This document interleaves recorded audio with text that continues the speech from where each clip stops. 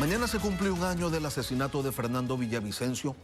Mañana va a ser un año ya de la última entrevista que le realizamos en este mismo espacio al candidato presidencial, quien contaba su proyecto político y económico para el país.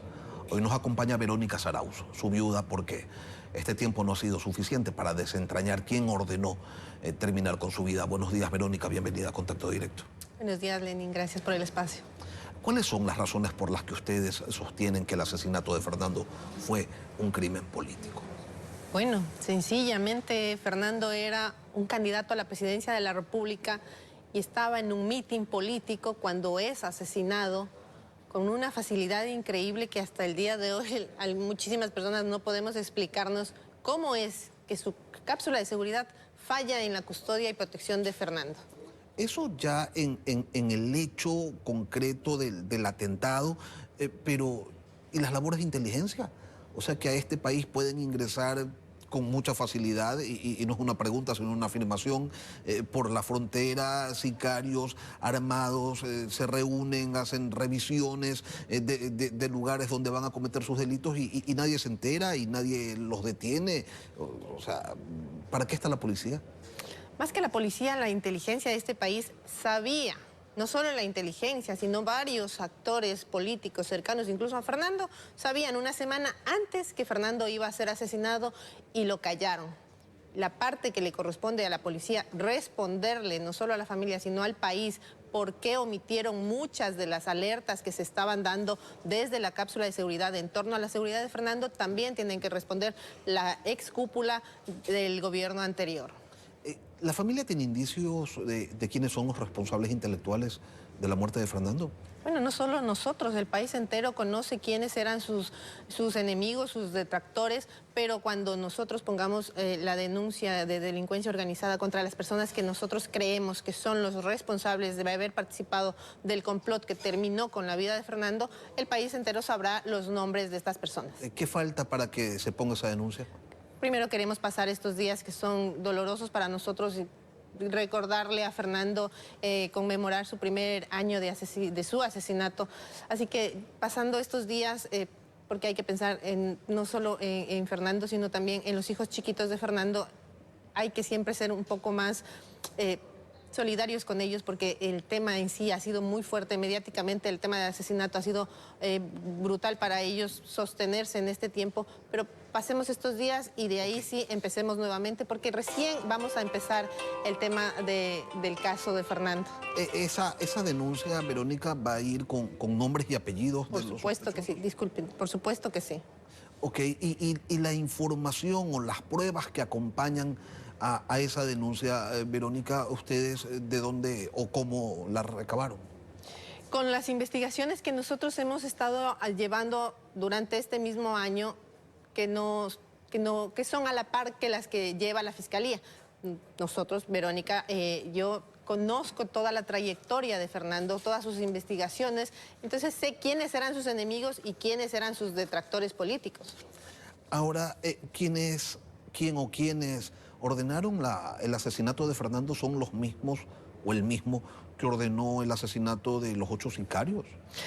Ese es un dato importante que nos deberíamos estar preguntando. ¿Por qué Fiscalía no ha puesto interés en averiguar a quién les era incómodos mantenerles con vida a los sicarios que estaban bajo la custodia del Estado, además? Y tampoco se explotaron los teléfonos de los sicarios. Nunca se pusieron estas evidencias en el expediente que debería darnos más información de qué pasó con estas personas. Ahora, entiendo que ustedes han desarrollado lo que sería una investigación paralela a la de la Fiscalía. ¿Cuáles son las razones que ustedes identifican por las que la investigación oficial no ha dado resultados? Bueno, acabamos de ver, pasamos de una audiencia de juzgamiento con 5 miembros de esta banda y se logró la sentencia de más de 30 años para estas personas. Sin embargo, la investigación nos dejó muchas más dudas que certezas de lo que se hizo. Se hizo una investigación muy superficial, no se hizo la triangulación de las armas, la reconstrucción de los hechos. Muchísimas diligencias se dejaron de hacer porque a Fiscalía le pareció que no se debían haber hecho. Y 23 de las 41 pruebas que presentó la Fiscalía en ese proceso fueron rechazadas. Por supuesto. O sea, más de la mitad de las pruebas presentadas. ¿Esto qué denota? Que la Fiscalía no hizo bien su trabajo. Bueno, primero la fiscal encargada del caso es una fiscal experta en lavado de activos, ¿no? Debería una fiscalía experta en crímenes, en asesinatos, llevar el tema de Fernando Villavicencio. Sin embargo, la fiscal general ha decidido que la señora Hidalgo sea la que lleve la causa. Usted ha mencionado algunas diligencias que no se desarrollaron. ¿Qué más no ha hecho la Fiscalía? Bueno, dejaron, por ejemplo, a este señor alias el Chino Honda fuera de la vinculación en el caso de los autores materiales. El tema del testimonio anticipado de este testigo protegido no resultó en nada porque es demasiado etéreo, demasiado vacío. Dice, es gente del correísmo y nunca dio un nombre, nunca dio una cuenta, simplemente era lo que un tercero le contó a este señor y Fiscalía validó eso como la prueba madre del caso. ¿Y por qué cree usted que las diligencias que no se hicieron, no se desarrollaron? ¿Por qué razón se le dio valor a testimonios que no estaban acompañados de pruebas? A eso tiene que responder la fiscal general. ¿Por qué hizo eso? ¿Pero tienen ustedes alguna sospecha del por qué? Yo tengo una sospecha, pero llegado el momento oportuno la diré. Ok. Ahora, me llama mucho la atención este asunto de la investigación paralela que ha desarrollado usted, seguramente con familiares y con amigos de Fernando Villavicencio. Dice que cuenta con pruebas. ¿De dónde se obtuvieron? Allí está, no sé, la información del teléfono de Fernando Villavicencio, del teléfono que está en Estados Unidos. Bueno, el teléfono de Fernando ya está en manos de la fiscal general. ¿Qué vayan a hacer con esa información? Se sabrá en la nueva investigación que dice tener en este momento y que además es reservada y ni siquiera se nos permite a nosotros, sus familiares, acceder a la información. Pero el teléfono de Fernando sería una pieza fundamental para... No tengo entendido para qué, porque lo que se debe estar investigando es quién ordenó su asesinato, no lo que Fernando tenía en el teléfono. Esta investigación paralela que va a culminar con la denuncia que presentarán ustedes en los próximos días, denota en principio que ustedes no confían en la Fiscalía. Por supuesto que no. Ya la fiscal tuvo su oportunidad para demostrar transparencia y celeridad en el caso. Hemos visto que no es así, entonces nosotros vamos a tomar la posta de las investigaciones y no vamos a permitir que la fiscal siga manipulando el caso de Fernando para su conveniencia. ¿Hay poderes políticos, económicos, ejerciendo presiones para que la verdad no salga a la luz, Verónica? Por supuesto, el crimen de Fernando es un crimen político y hay que tratarlo desde este ámbito. Que las personas que estuvieron incómodas pensando que Fernando iba a llegar a la presidencia porque estaban relacionados con su crimen, ellos participaron del complot, buscaron los grupos de delincuencia para que contraten a su vez a estos sicarios. ¿Y quién financió el asesinato también? Pues si todos estos grupos se mueven en distintas formas. En la Asamblea Nacional manosearon el crimen de Fernando Villavicencio. ¿Cómo tomó usted ese informe de mayoría que dice que Fernando fue víctima de la delincuencia común? Bueno, es un informe de mayoría y del gobierno, ¿no? Porque los asambleístas pertenecen al gobierno actual. A este gobierno no le interesa esclarecer el crimen de Fernando por eso. Bueno, habrá que preguntarle al señor Noboa qué ha hecho para que se esclarezca el crimen, que en campaña incluso utilizó a parte de su familia, engañándoles, diciendo que va a hacer todo lo que está a su alcance para esclarecer el crimen. Ya ha pasado un año y no ha hecho absolutamente nada.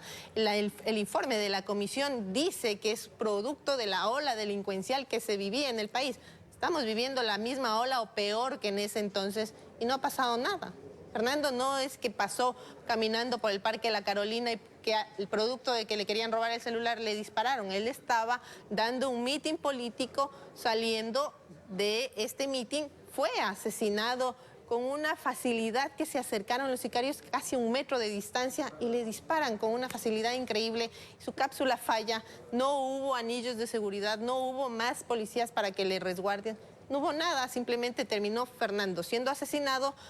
Minutos después acribillan al sicario y 1 mes después matan a los 7 sicarios restantes y todos han terminado asesinados para un silencio sepulcral en este caso. ¿Hay algún aspecto de ese informe que usted destaque, que considere válido, Verónica?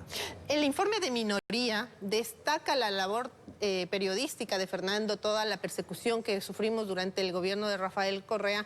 Esa es la parte que se destaca de este informe de minoría, que yo no sé cuál fue la razón que no se dio la votación para que este sea el informe de mayoría y no quede como minoría. Finalmente, Verónica, ¿por qué no admite usted las disculpas públicas que la Corte Nacional de Justicia ha emitido en cumplimiento tardío a las medidas cautelares que le dio a Fernando Villavicencio la Comisión Interamericana de Derechos Humanos? Primero, porque estas medidas fueron dictadas en septiembre del año 2021. Fernando aún estaba vivo y dijo, estas disculpas llegan 10 años después de todos los atropellos que nos tocó vivir, allanamientos, persecución, exilio. Y no es correcto que se acepte disculpas de un Estado que te ha maltratado. Después incluso del asesinato de Fernando, han esperado casi 3 años para recién acordarse que tienen que pedir disculpas públicas. Yo no acepto, y estoy hablando en nombre de mi esposo ni de mis hijos, no aceptamos esas disculpas públicas. Verónica Zarauz, viuda de Fernando Villavicencio. Gracias, Verónica, por acompañarnos hoy aquí en Contacto Directo.